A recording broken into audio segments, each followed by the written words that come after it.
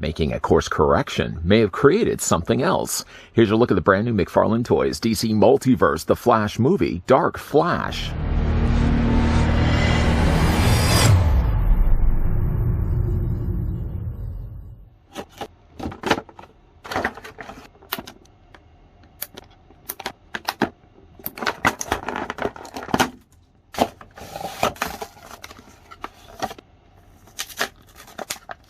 As he pushes the boundaries of his powers, Barry Allen encounters a mysterious and terrifying vision amidst the Speed Force. Something or someone is seemingly using the abilities of the Flash for nefarious purposes. I think if I was Barry, I'd be checking my blind side a lot more. Before we get a closer look at the brand new DC Multiverse, the Flash movie, Dark Flash, and while I'm taking my tape measure, I'd like to send out a big thank you once again to the folks over at McFarlane Toys that have been providing all the samples of the figure reviews we've been looking at over the last little while, leading up to, of course, the release of the Flash to film. Dark Flash, in this case, is about the same size, give or take, as the other Flash figures. He's going to be about 6 3/4, almost even 7 inches in height. Or the figure is going to be about 17 centimeters tall. Not sticking to solely speedsters. Here's what the figure, though, looks like with the movie Flash. Flash is going to be obviously a little bit leaner. He's going to also be a lot taller. Here's also, again, what he looks like with the Batsuit Flash. And while I did say not solely speedsters, one other figure I did also want to bring in a little random here. I did also want to bring in the Spawn version of Plague. Simply just because, like, looking at the Dark Flash really does remind me of the way they've sculpted and painted old Spawn Plague here. Not that he needed it, but Dark Flash doesn't come included with any other things but his display stand and trading card, sandwiched on either side of him. First, let's look at the display stand, minus, of course, overlooking the fact that I've got fingerprints all over this. The display stand, once again, is just a black molded plastic stand with only one lone peg with no friends to hang out with. Don't worry, you'll find a friend soon, as this plugs into the under heels of either one of Dark Flash's boots. Move that to the side. The figure also comes included with a trading card. The trading card, again, uses illustration here to depict what the character looks like, just to bring in the bat suits Flash. So you can see that they're staying pretty consistent. They also got the little swooshy lines there on the far corner. Flip around to the back, though. The real name is unknown. Who's this character going to be? I honestly wish that they could have actually used Reverse Flash in the movie instead of actually Dark Flash, but we don't know really the origins of Dark Flash just yet. I'm sure we'll know eventually when the movie comes out. There is, of course, a very small paragraph read you can read for yourself. You got it all? Okay, good. I'm going to move that to the side.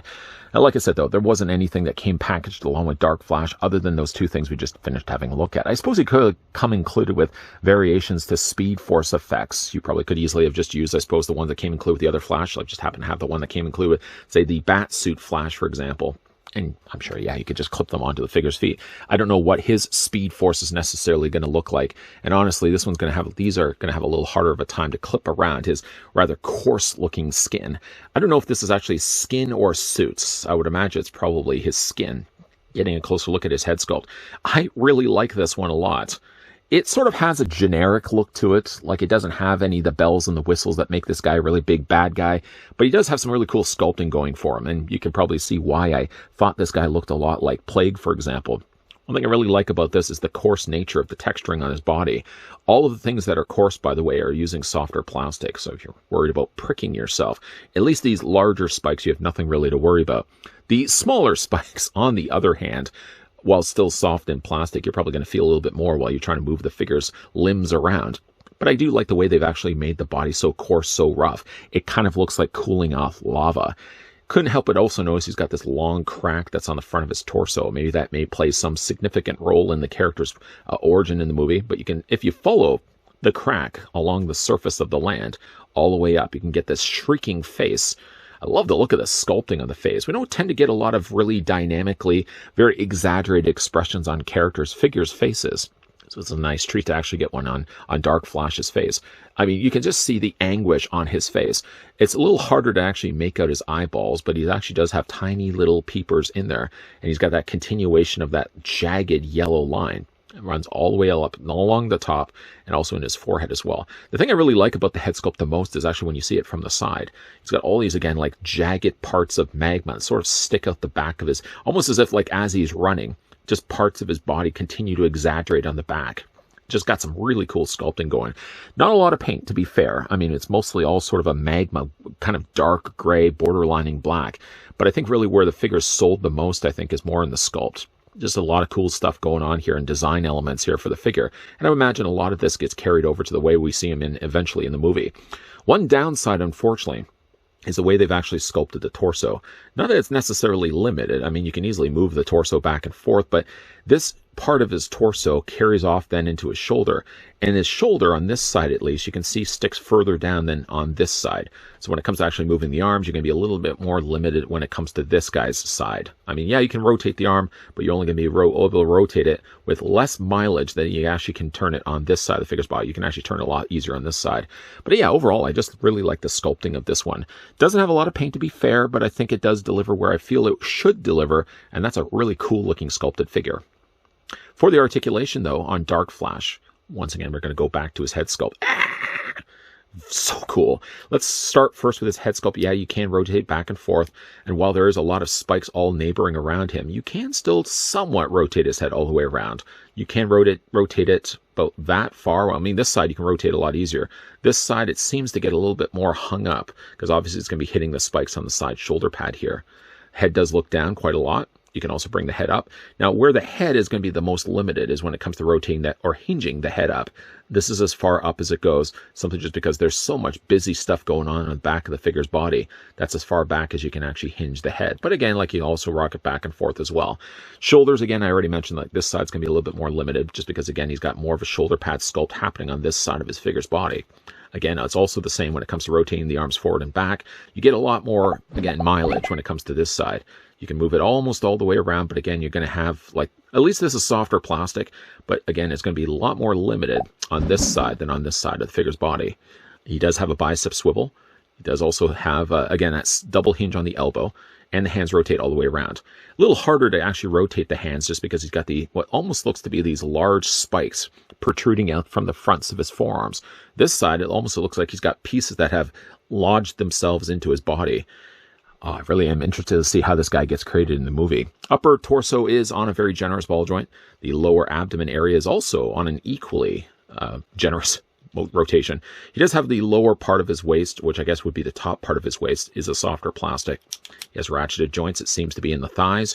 You take the legs and move them forward. You can move them back. And yeah, in case you are curious as well, this is a softer plastic. This is a hard plastic, which I was actually kind of surprised to see. I would have imagined this would have been a hard plastic, soft plastic, but it's actually hard plastic, and soft plastic right here. A swivel at the top of the thigh only by just a little bit. The figure does possess a double hinge on the knees, and of course you do have the still articulation in the ankle. As busy as his body may look, you can still wiggle it back and forth, and the figure does also have toe articulation as well. Reverse Flash, no, he is not, at least not as far as I know. But he's a good-looking sculpted figure. I mean, even if it's not one that you say, you're saying to yourself, you know what, I'm not going to collect everything and anything that McFarlane is releasing for the Flash figure line. Just get this guy to stand. Say, for example, I'm going to pick up this guy. Say, for example, I'm not going to pick up this guy, and I don't blame you. I still think, like, if you wanted to get yourself a figure that just looks good on a shelf, whether you actually are behind the idea of actually getting yourself Flash figures, I actually like the look of Dark Flash quite a lot. He's got some really cool sculpting. Not a lot of paint, but I think the paint is where it counts. Just in that sort of jagged line that he has on the front of his torso that then runs into his head. Head sculpt's really good on this guy. And I love, again, like the spikes that he has all over his body. Let's move this abomination out of the way.